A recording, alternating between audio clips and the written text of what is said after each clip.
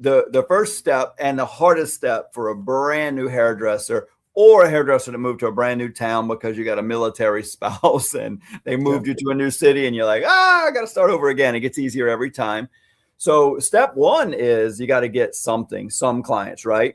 And so that's kind of everything we just talked about was like how to get anybody in the door brand new. And now what you're kind of starting to describe is kind of step two, but never stop step one. Keep doing that. But in step two is you already have clients. How do you sell more to them and more through them? Like, how do you get them to help you get more clients? And how do you get them to get more services or more expensive services? That's kind of where we're at now, right?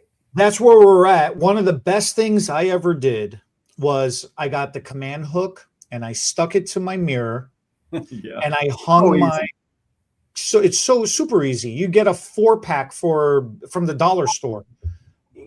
And I stuck it to the mirror and I hung my color ring off of it.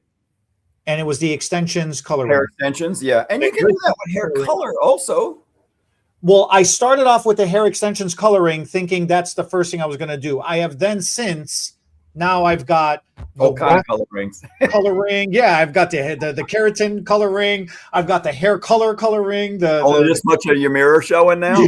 Right. You can only see this of them. They look like a raccoon now when they're looking at themselves while I'm styling their hair. Because I've got things all over the mirror now, and that's the whole point. I need to see what I'm working on, and I'm standing behind them. They are trying to look at themselves in the mirror, and they're trying to talk to me through looking through the mirror. But that's just an arbitrary construct that was made up that's convenient. Yes, I understand technically we need a mirror so we can see our balance when we're doing the haircut and stuff like that. I get it. But you can do it without it, as eventually you get good enough and you get comfortable enough, confident enough, whatever the word you want to say, and you're able to perform the services without needing so much the mirror to rely on it.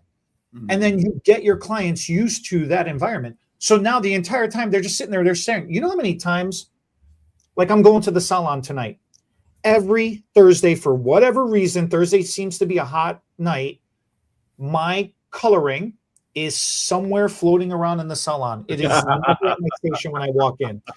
And I can tell you how many times I've walked in and one of the clients turns around with the stylist standing behind her and they got the grin. You know when your kid just got busted doing something they shouldn't? They know better.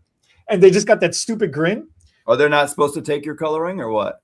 They've got it on their head. So they've got like the kaleidoscope of all the colors going around their head. And they're sitting there doing this thing, And it's so stupid, but it's hilarious. You can't help but laugh. They're having, it's funny when you mention that. You say you're looking at them in the mirror, they're looking at you talking, and you need to see what it helps you remember what you should be talking about. But it's funny because you say that they're looking at you through the mirror to talk to you. And I know this is kind of a stupid analogy, but it's almost like all the things you have on the mirror are the things that should be in your brain that you should be talking. It's almost like they can see your mind.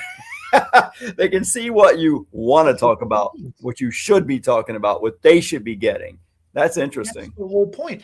One of the other things, so that was the best thing I ever did. The second best thing I ever did was I laid out my brushes. Instead of hiding them all in my station, I have all my round brushes from largest to smallest all the way down. And I got my paddle brushes out there as well too.